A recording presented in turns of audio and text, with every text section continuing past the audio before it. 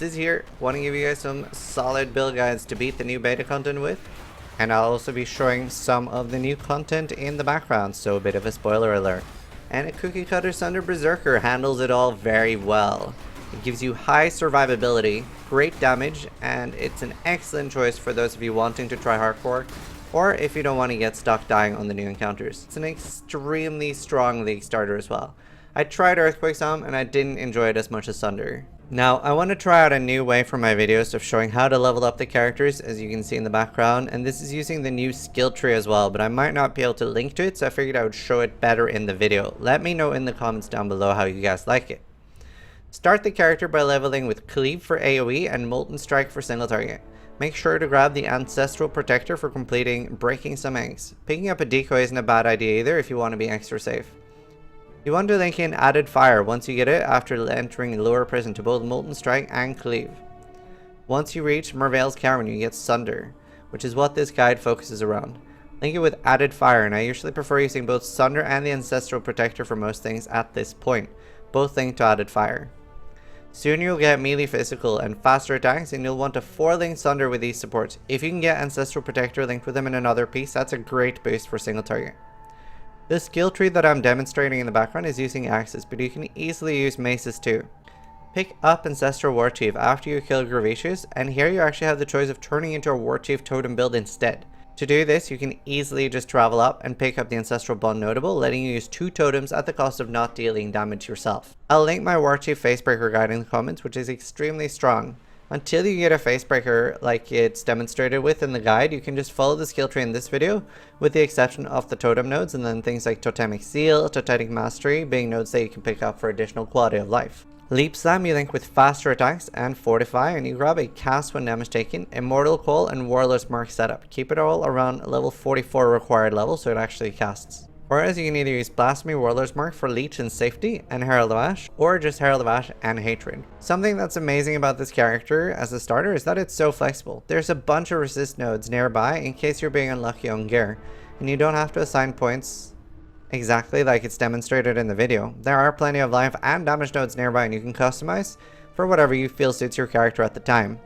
If you're solo self-on or you don't have any good jewels yet, I would wait with picking up the jewel nodes. But they are amazing once you have decent 3-stat jewels. An example would be max life, attack speed with axes, and attack speed. There's a lot of other stats you can use as well, like physical damage, melee damage, and many more. Now, I've been playing this build in the alpha and I handle all of the content very well.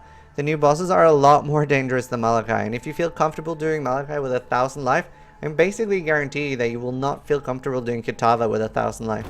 And it's not long after Malachi that you meet him and Avarius. This easily did all of the Act 5 to 7 content, and for gear you just really want to get a solid 2-hander. You can wait with picking up specific weapon nodes until you find a good one, and picking up generic nodes until then. Remember that there is a weapon recipe. If you sell a blue or rare rustic sash, 1 whetstone, and a weapon, it will create a percentage physical damage on the weapon. It's very useful if you're being starved for an alright weapon. I didn't use any uniques for leveling, just rares in every slot, so basically life and resist on every piece that you can get it on. This isn't really intended for an endgame guide, but it will definitely be able to push fire into maps, and you can go for a strong rare 2-hander, or things like a Disfavor if you want to play with Sunder endgame. You can also play around with doing it as a dual wield build. Devoto's Devotion could be a great pickup for later in the game too, and Snakebite if you want to poison. I'd recommend Ascending for around level 40, and it can be amazing quality of life to pick up Pain Reaver first, but the points in general are just preference. It's your choice between survival and damage. Feel free to play around with it.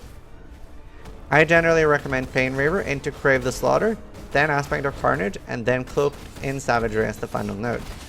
Now, I've left the bandit points to last, and they've actually been reworked. Killing all now gives 2 skill points. Crating gives 6% attack and cast, 3% chance to dodge attacks, and 6% increased movement speed. Helping Illyria gives you 5 mana regen per second, 20 global crit multiplier, and 15 all res. Helping Oak gives you 1% life regen per second, 2 fizz reduction, and 20% physical damage increase.